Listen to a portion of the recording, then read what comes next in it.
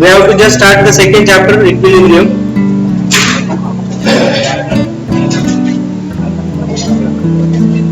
So first of all, what is equilibrium?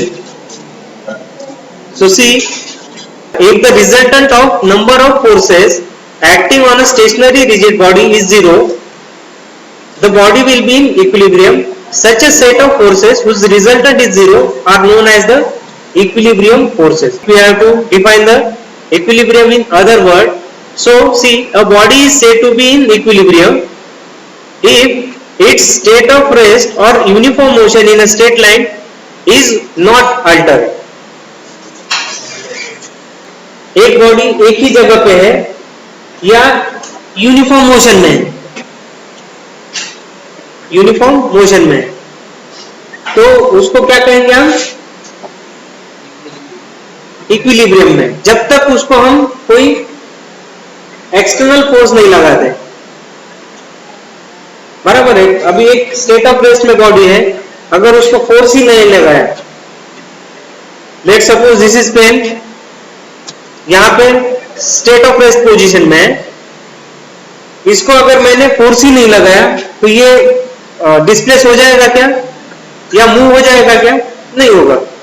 तो हम कह सकते कि the pen is in equilibrium. Correct? Pen कैसा है? इक्विलिब्रियम में है। अभी एक दूसरा एग्जांपल, अभी एक ट्रेन है, ट्रेन को अगर ब्रेक ही नहीं लगाया, ठीक है, मोशन में है, जब तक आप उसको ब्रेक नहीं लगाते तब तक वो रुकेगी क्या?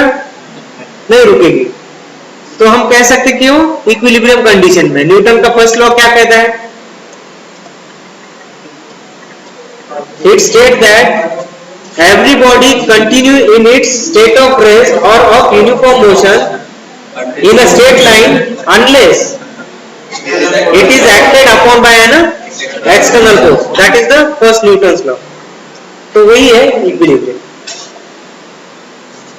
ठीक है? तो यहां पे देखो, according to Newton's first law it means no resultant force acts on a body. मतलब क्या है?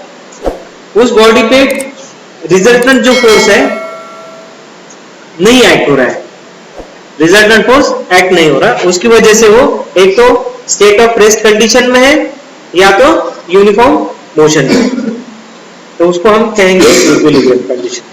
तो there are three equilibrium conditions such as summation of horizontal forces is equal to 0, summation of all the forces of horizontal forces, only horizontal forces, the summation of that forces is equal to 0. This is the first condition.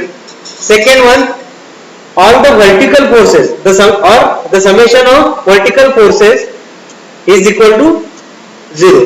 और third condition है summation of moment above any point is equal to 0. So these are the three conditions of equilibrium: summation of fx, summation of fy, and summation of m, that is summation of moment.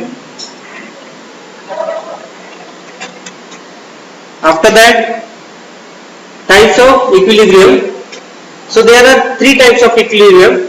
First one is stable, unstable, and third one is neutral equilibrium. तो सबसे पहले देखिए stable equilibrium. A body is said to be in stable equilibrium if it returns back to its original position after it is slightly displaced from its rest position.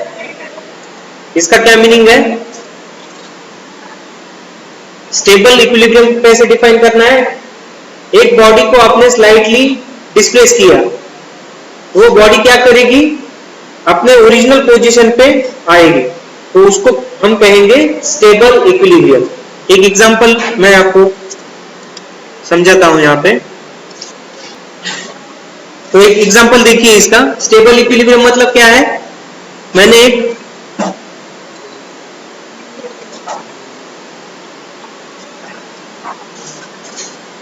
ये ऐसा curve surface लिया और उसमें ये स्टील बॉल है या cricket ball कह लीजिए, उसको प्लेस किया। अभी इसको मैंने डिस्प्लेस किया, ये कर्व पोर्शन है, ऐसा कर्व सरफेस पे एक बॉल को मैंने डिस्प्लेस किया, तो ये क्या करेगा, यहां जाके फिर से इसी पोजीशन पे आ जाएगा कर्व सरफेस में। कर्व सरफेस में इसका जो ओरिजिनल पोजीशन है, after some time it gains its original position.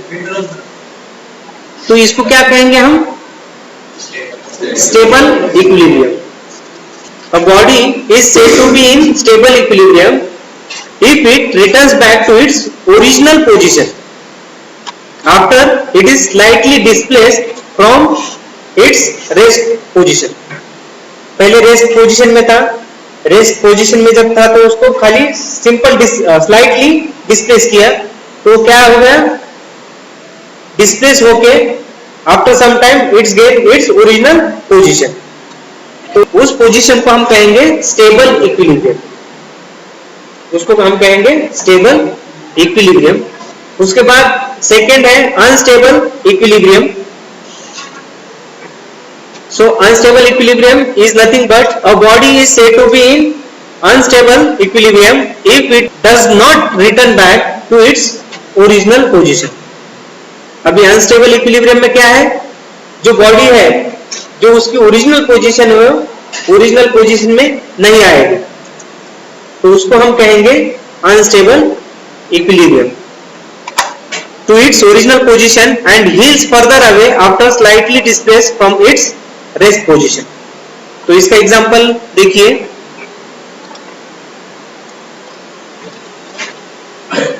अभी मैंने एक कॉन्वेक्स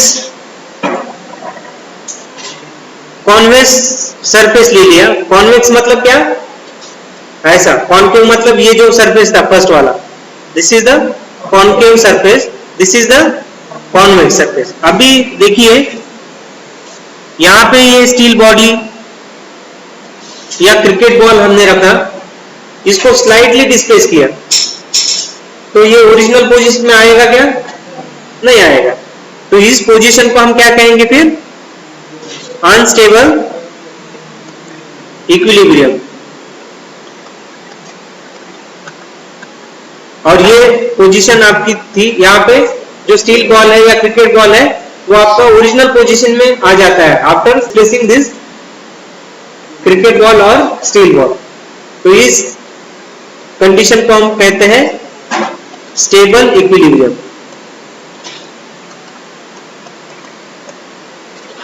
ठीक है, अभी देखो इस साइड से इसको डिस्प्लेस किया तो ये साइड में जाएगा, it is heel away from the original position, या इस डायरेक्शन में इसको स्लाइडली डिस्प्लेस किया तो इस डायरेक्शन में चले जाएगा। तो इस कंडीशन को हम कहते हैं अनस्टेबल इक्विलिब्रियम। अभी डेफिनेशन पढ़िए, समझ में आएगा आपको।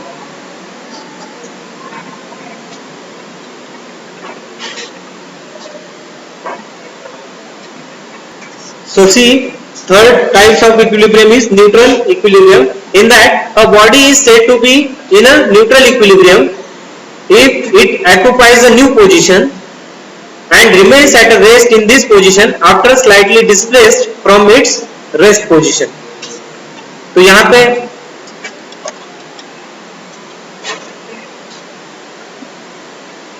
एक मैं फ्लैट सरफेस लेता हूं और यहाँ पे एक स्टील बॉल या क्रिकेट बॉल यहाँ पे रखता हूं, इसको डिस्प्लेस किया इस डायरेक्शन में। डिस्प्लेस करने के बाद लेट सपोज ये यहाँ पे चला जाता है,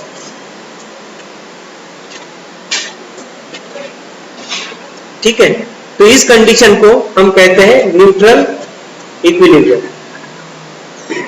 इसको क्या कहेंगे, न्यूट्रल इक्विलिब्रियम। तो इसमें क्या होता है, जो भी बॉडी है it occupies a new position, it occupies a new position after slightly displaced from its original position।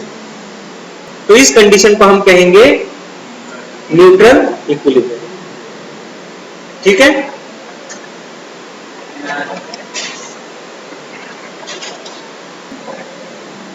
After that, see here the condition and equation of static equilibrium for the coplanar concurrent forces. अभी coplanar concurrent forces क्या है? Coplanar मतलब एक plane में है और concurrent मतलब the line of action of the force is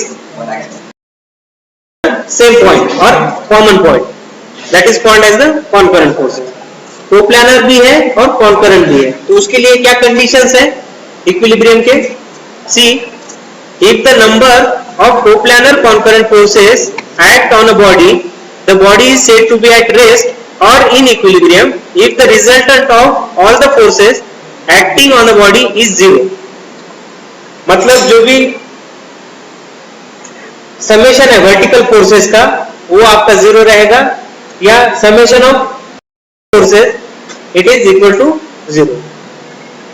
जब कोप्लानर में रहता है फोर्स कॉन्करेंट है तो उस केस में समेशन ऑफ एफ एक्स और summation of F Y zero होता है. So this two condition is applied for this coplanar concurrent forces. And second one, condition and equation of static equilibrium for the coplanar non concurrent forces. अभी coplanar है और non concurrent मतलब क्या है? Same point से पास नहीं हो रहे, फोर्सेस सेम पॉइंट से पास नहीं हो रहे, तो उसको हम नॉन कॉन्करेंट कहते हैं.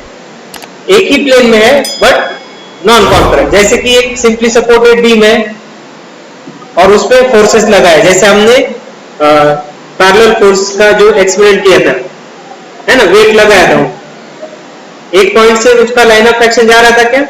नहीं है. So this are the coplanar non concurrent forces. तो यहाँ पे जो vertical summation of vertical forces और समेशन ऑफ हॉरिजॉन्टल फोर्सेस या समेशन ऑफ मूवमेंट है वो जीरो रहता है. तो this are the three condition in this coplanar non concurrent force system. तो पहले केस में क्या है? कोप्लानर है कॉन्करेंट, दूसरा है coplanar non concurrent. Coplanar concurrent रहेगा तो F X is equal to zero, summation of F X is equal to zero, summation F Y is equal to zero. और कोप्लानर नॉन कॉन्करेंट रहेगा तो summation of F X is equal to zero, summation of F Y is equal to zero and summation of movement is equal to zero. तो ये तीन condition आते हैं आपके second case में. उसके बाद रिजल्टेंट फोर्स.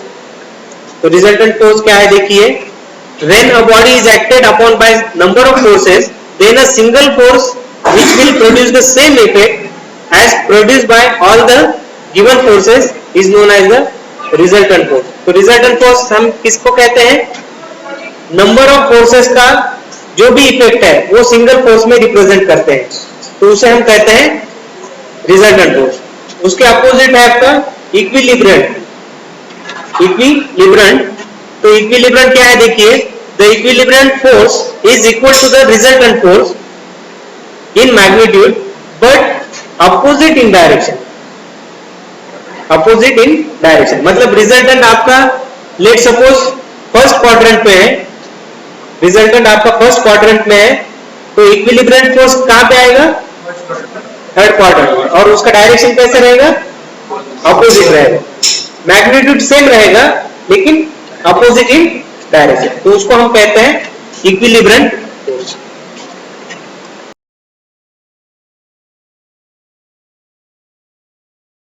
उसके बाद हमें फ्री बॉडी डायग्राम देखना है. तो ये भी एग्जाम में पूछा था विंटर 2022 फॉर 3 मार्क्स. तो ये क्वेश्चन ऐसा पूछा था, what is free body diagram, explain with need sketch. तो 3 मार्क्स के लिए क्वेश्चन पूछा था. वहां पे खाली आपको एफडीपी को डिफाइन करना था और जो एक डायग्राम उसका नीड स्केच में एक्सप्लेन करना था कि फ्री बॉडी डायग्राम कैसे ड्रॉ करते हैं. ठीक है. So see free body diagram, the diagram of the isolated portion of the structure along with the net effects of the different types of forces on that portion is known as the free body diagram of that portion. Let's suppose हमने एक body है, एक force है, इस body पे अगर force हमने apply किया, ठीक है, एक अप साइड से किया, एक डाउन साइड से किया, तो इस बॉडी को क्या करेंगे हम? आइसोलेट करेंगे. लेट सपोज इसका फोर्स यहाँ पे एक्ट है, तो ये सेगमेंट हम डिटैच करेंगे, तो उस पे जो फोर्सेस है या जो भी टेंशन आने वाला है उस सिंगल आइसोलेटेड बॉडी का या आइसोलेटेड पोर्शन का, तो उसे हम कहते हैं फ्री बॉडी डायग्राम। फिर से देखिए, the diagram of the isolated portion of the structure along with the net effects of the different types of forces of that body is known as the free body diagram of the portion. It is simply called as the FBD, free body diagram. तो हम इसके कुछ example लेते हैं, जैसे कि यहां पे मैं फ्लैट सरफेस लेता हूं,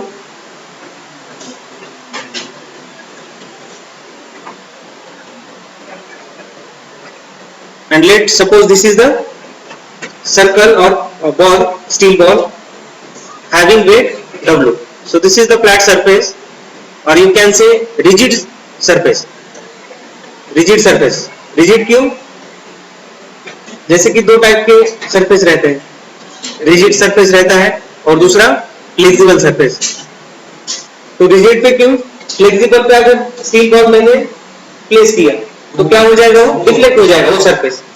रिजिड सरफेस हो जाएगा कि डिफ्लेक्ट नहीं हो जाएगा, तो इसलिए यहाँ पे मैंने रिजिड सरफेस लिया है। तो ये आपका एक फ्री बॉल है या फ्री स्टील बॉल है, तो इसका एफबीडी कैसे निकालेंगे? तो यहां पे देखो, अब इसका वेट कितना है? W है, ठीक है। तो इसका वेट कॉन्सेंट्रेटेड कहां पे होगा? डाउनवर्ड डायरेक्शन, ठीक है। सो दिस इज W, और जहां पे वो रिजिड सरफेस पे टच हो रहा है तो वहां से एक रिएक्शन आएगा अपोजिट डायरेक्शन में। तो मैं यहां पे अपवर्ड डायरेक्शन में इसको ड्रॉ करता हूं। So this is the reaction due to the rigid support. जो भी बॉल का वेट है तो रिजिड सरफेस पे एक्ट हो रहा है, ठीक है। Weight due to the acceleration due to gravity, ठीक है। Therefore it is directed in the downward direction, this W, ठीक है। और उसके अपोजिट में क्या आएगा? रिएक्शन आएगा उसको। सो this is the free body diagram for the ball. This is the free body diagram.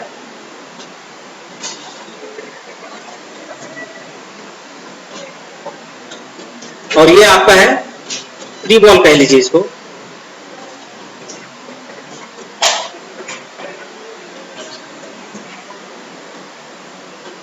ठीक है। उसके बाद सेकेंड एग्जांपल देखिए। अभी ये जो रिजिड सपोर्ट है वर्टिकल डायरेक्शन में मैंने फिक्स किया, और यहां पे फिर से मैंने ये बॉल रखा है यहां पे, और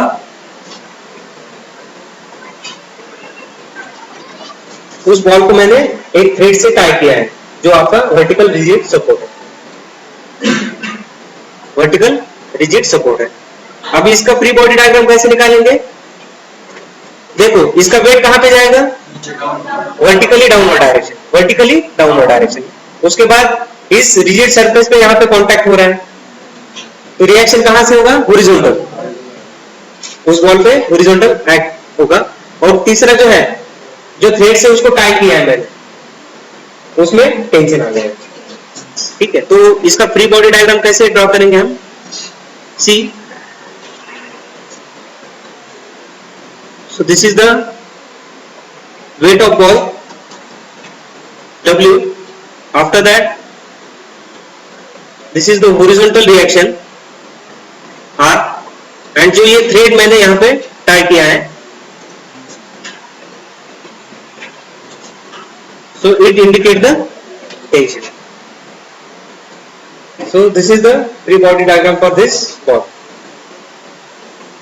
Okay. Next one,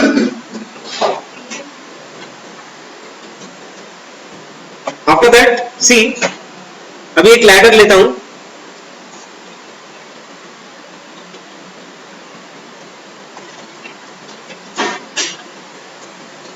ये आपका फ्लोर है। Let's suppose this is floor and this is wall. So this is the rigid support, और ये आपका लैडर है, ये जो है ना आपका लैडर है, लॅडर मतलब सीडी. तर खालचा जो फ्लोर असेल तो रिजिड सपोर्ट आहे आणि जिथे तो सीडीला टेकवतो आपण तो व्हर्टिकल वॉल, तो एक सपोर्ट असेल. तर याची फ्री बॉडी डायग्राम कशी फाइंड आउट करणार? समजा या लॅडरचं वेट आहे समजा 600 न्यूटन. ओके, आता बघा याची फ्री बॉडी डायग्राम कशी ड्रॉ करणार आपण.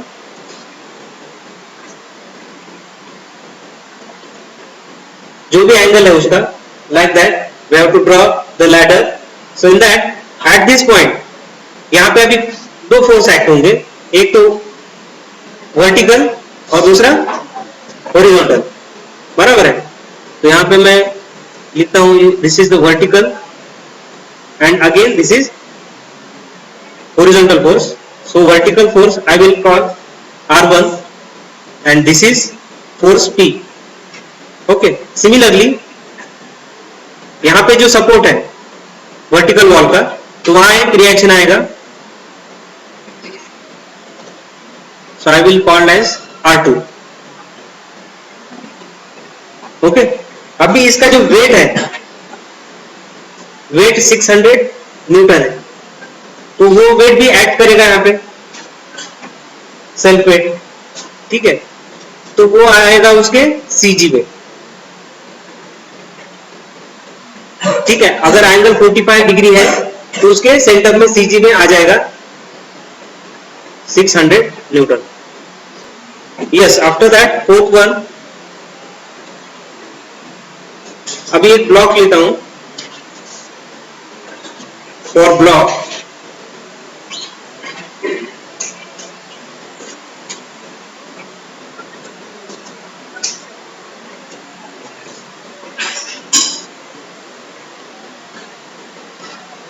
so this is the circle.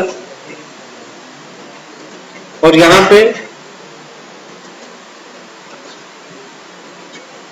ये जो सर्कल है ये पुली टाइप हमने अटैच किया है यहाँ पे. लेट्स सपोज दिस इज पुली, और इस पुली के ऊपर हमने दो वेट लगाए हैं.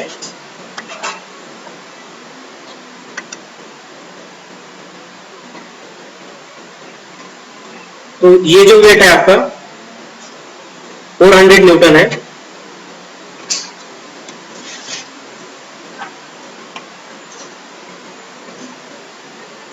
और दूसरा जो वेट है it is rested on the rigid surface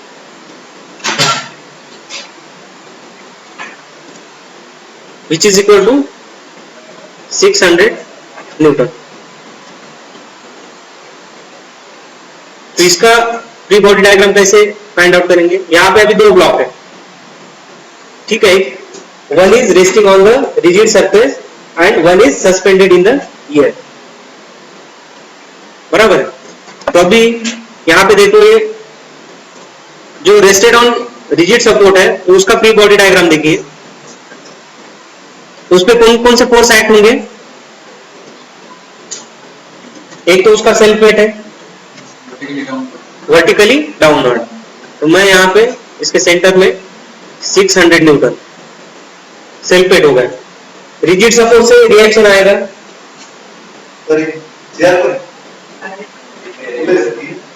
तो यहाँ पे इसका सेल्फ वेट है वो एक्ट होगा वर्टिकली डाउनवर्ड. अभी रिजिड सरफेस पे वो रेस्ट है तो रिजिड सरफेस पे भी रिएक्शन आएगा. ठीक है, from the rigid surface. So I will draw here, this is the reaction. again ये थ्रेड है, ठीक है, ये थ्रेड है, तो उस पे क्या आ जाएगा? टेंशन आ जाएगा. मतलब यहां पे हमने इसको कट कर दिया. ठीक है, तो उस थ्रेड में क्या आएगा? टेंशन रहेगा और रिजिड सपोर्ट से रिएक्शन आएगा और उसका जो सेल्फ वेट है वो डाउनवर्ड, वर्टिकली डाउनवर्ड एक्ट करेगा. तो ये इस ब्लॉक के लिए 600 के लिए. अभी इसके लिए कैसे निकालेंगे free body diagram? 400 Newton block जो है,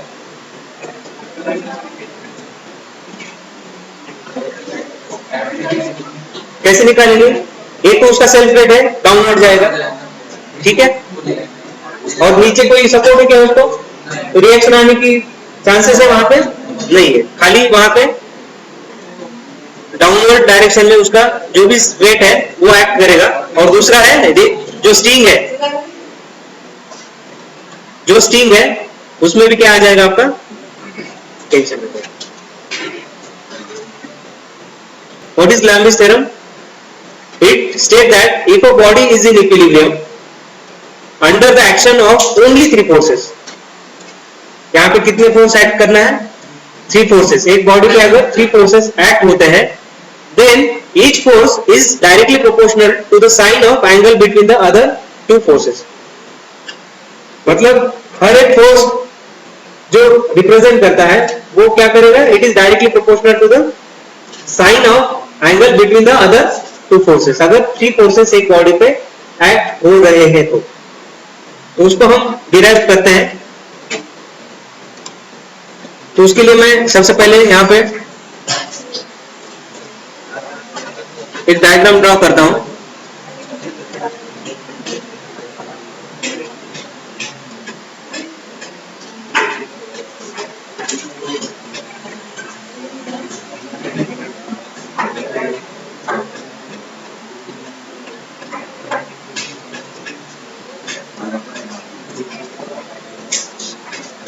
So see, these are the three forces which are acting on a single body. Okay, so I will say this one as the P, Q and R. These forces are acting on this particle. After that, इसके बाद मैं इसको parallel line यहां पे draw करता हूं।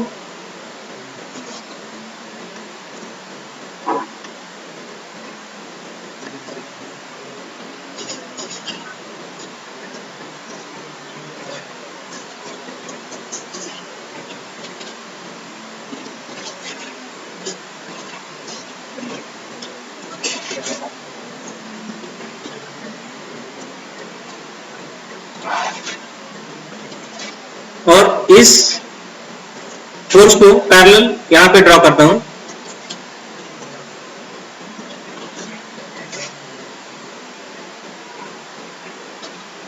And I will call this as ए,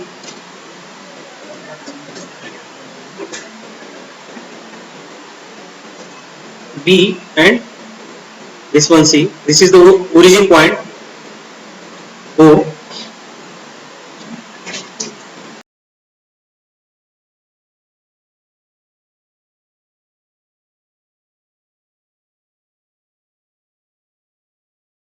तो यहां पे मैंने तीन फोर्स एक बॉडी पे एक्ट होते हैं as per the Lamb's theorem, P, Q and R. These are the three forces each acting on the single particle, this one. After that, this angle is the gamma.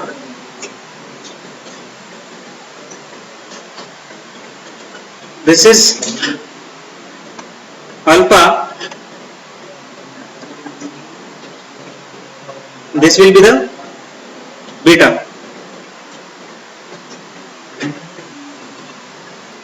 तो यहां पे देखो ये जो force है P force, तो इसको मैं P लिख सकता हूं ना, क्योंकि पैरेलल है, इस फोर्स को पैरेलल है, तो this will be P and ये आपका Q फोर्स है, so this force is Q। Consider, ये जो डायग्राम निकालनी है उसको वर्ड में आपको एक्सप्रेस करना है, तो क्या कंसीडर किया है आपने? Write down, consider three coplanar forces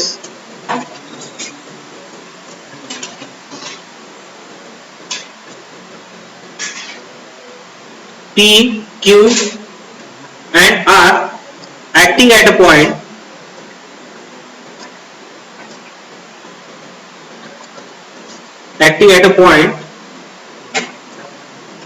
वो पॉइंट को हमने O नाम दिया है, this is the point O, let's consider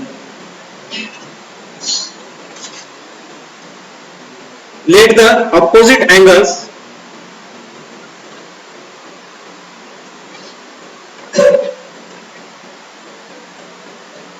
to three forces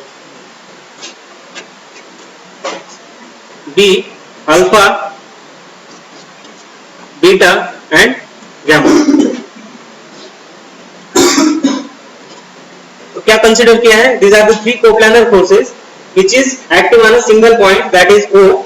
तो ये आपका वो पॉइंट है, इस पे तीन फोर्सेस एक्ट हो रहे हैं. ओके, और जो एंगल है उन तीन फोर्सेस में का जो एंगल है उसको हमने क्या कंसिडर किया है? अल्फा, बीटा और gamma.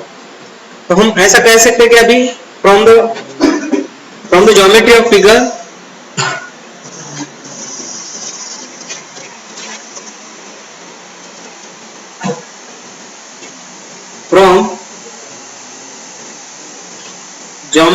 Figure BC is equal to P and AC is equal to Q. तो डायग्राम में देखो, BC कहां पे आपका? This one. तो it is equal to the force P, this one. OF के साथ वो इक्वल है, इसलिए हम कह सकते हैं BC is equal to P. Similarly यहां पे देखो OB क्या है आपका? Q फोर्स है. सिमिलरली हम AC को क्यों कह सकते हैं? पैरेलल है कह सकते हैं. So from geometry of the figure, BC is equal to P and AC is equal to Q. After that, therefore, angle AOC is equal to, अभी हमें एंगल AOC फाइंड आउट करना है. AOC कहां पे? देखो यहाँ पे AOC. तो ये एंगल आपको फाइंड आउट करना है. तो कैसे फाइंड आउट करेंगे? ये स्ट्रेट लाइन पे, this is the straight line. So this angle will be 180 degree. So 180 में से हमने बीटा को माइनस किया, तो ये एंगल आपको मिल जाएगा 180 माइनस बीटा. तो ये एंगल आपको मिल जाएगा, दैट इज एंगल AOC, मतलब this angle. So I will write here 180 minus beta.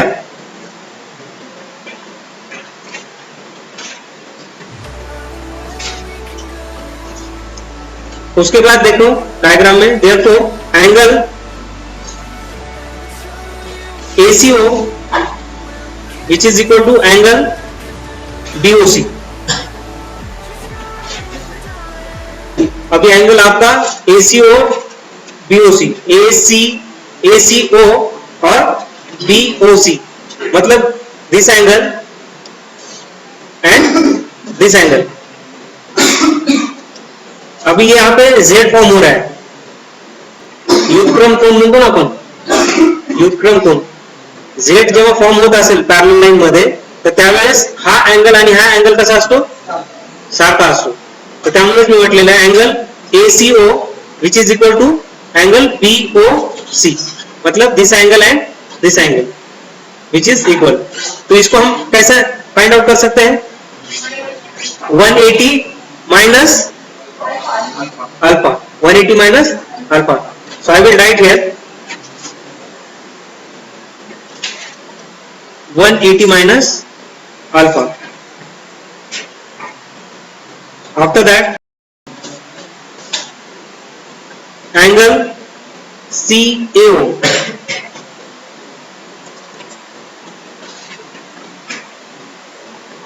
अभी एंगल आपको CAO ये फाइंड आउट करना है, दिस वन एंगल CAO. अगर यहां पे हमने इसको 180 कंसिडर किया,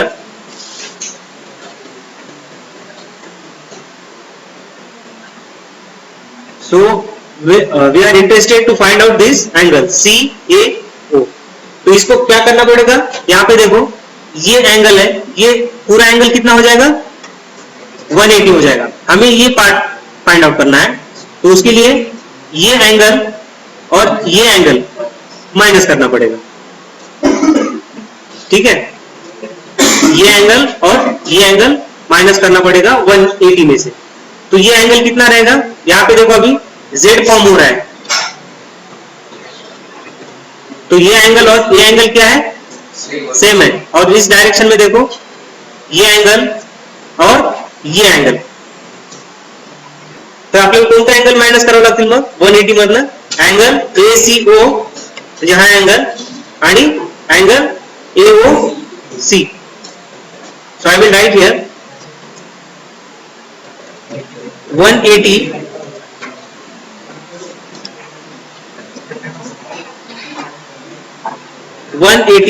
minus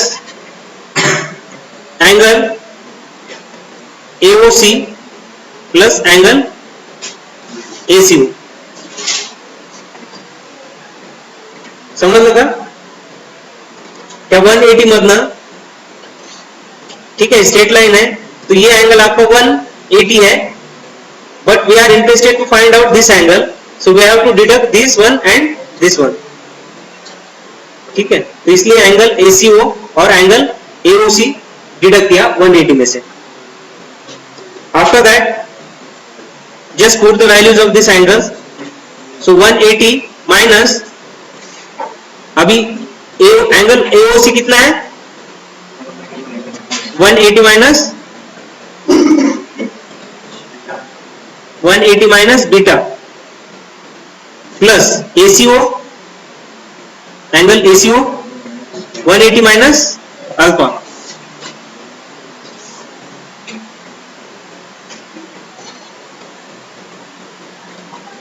तो इसको सिंप्लीफाई कीजिए, 180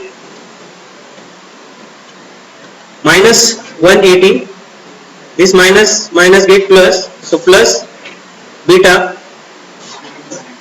again this is minus 180, this minus plus alpha.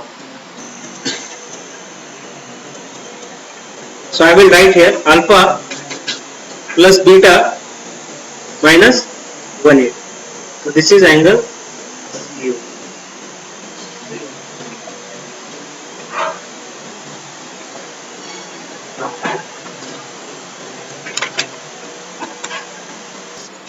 But we know that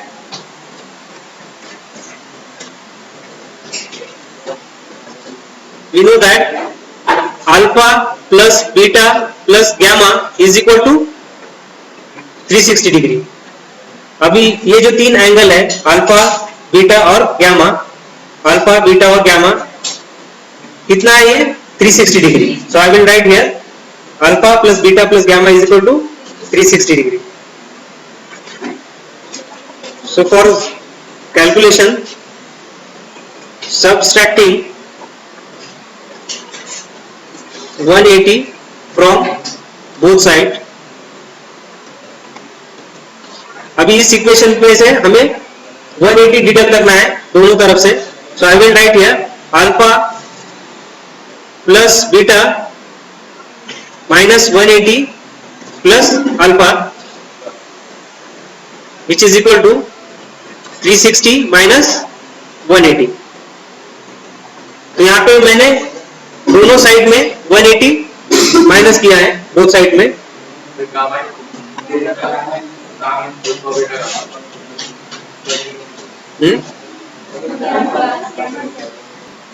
इथे पण गामा पाहिजे, अल्फा बीटा गैमा.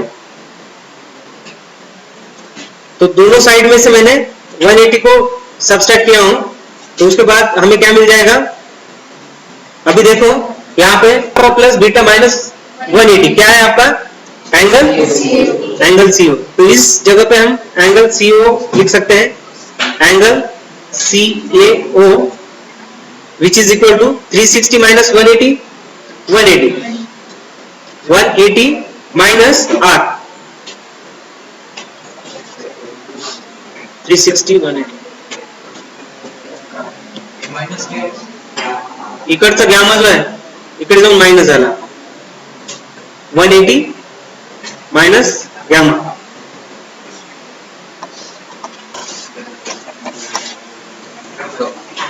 ठीक है, अब इसका लास्ट स्टेप है, we know that we know that in triangle AOC,